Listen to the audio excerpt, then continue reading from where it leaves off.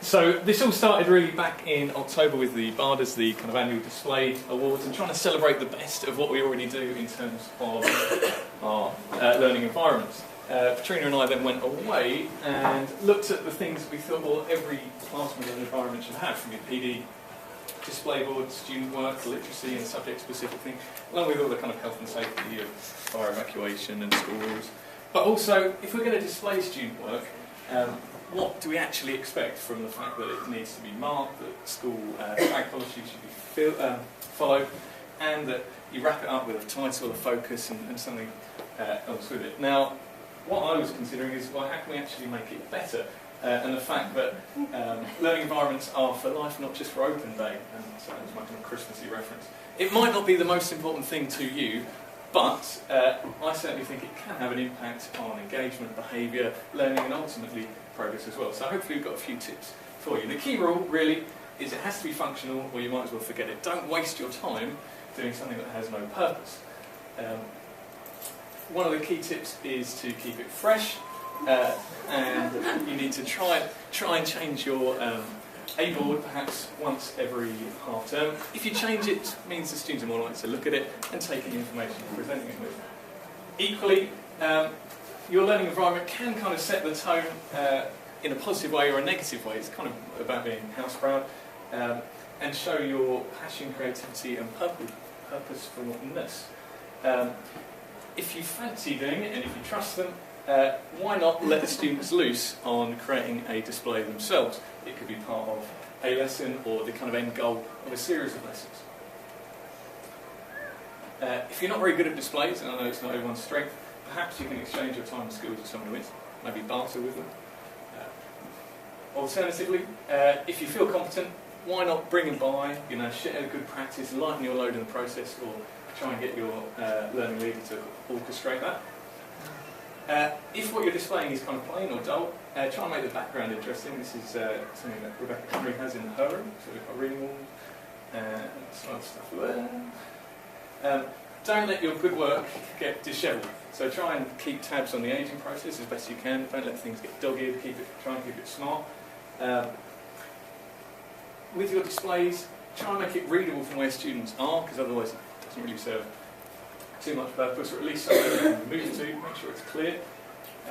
Make sure the language you do it in is accessible. So don't baffle them with level guides that are just straight from the exam spec. Put it in a language they can actually understand. Don't do the hard work if you don't have to. There are loads of good pre-made resources out there as well. Be nice to Carl, because he might be very useful in your printing requests, and be reasonable in the time frames you're expecting it. Also, you need to be nice to the site team. Make sure your delivery for it is engaging. Think about the font, the colour, the size. Make sure it stands out and gets the attention of people.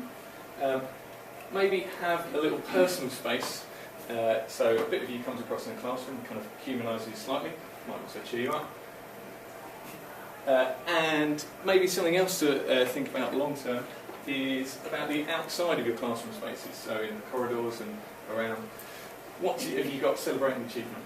Have you got anything that suggests why you might want to take the subject to GCSE? What about the skills they're learning? What about the subject in the news? All these examples I've taken from grammar schools, so I haven't got anything particular. For your PD group, what about something that creates a sense of nostalgia? This is something I've got my tutor group through the ages, which is kind of embarrassing for some of them, but it does make them feel part of something bigger. Keeping some of their biggest achievements from the PD challenges, or just some memories of the group as a whole. Student work I mentioned, make sure when it's displayed that it's marked. These are some great examples from the art department, because it actually invites the viewer in to look at the specific piece of work, has some further questions that ask people to be involved with the subject matter. Literacy, you've all got PE posters in your rooms, but why not do something with them? Don't just present them. This is some examples from geography where they've actually applied it to the topics they've been using. And finally, we've got the subject-specific displays that you need. Make sure for your levelling guides it's in a readable language. You could display your learning objectives, and actually an interesting thing I discovered going around and look at the English rooms, how they build a sense of curiosity, so the students actually ask some questions about the material they're looking at. Conclusion is, does your learning environment set up to aid your progress, and if it doesn't, change it. Okay. Thank you.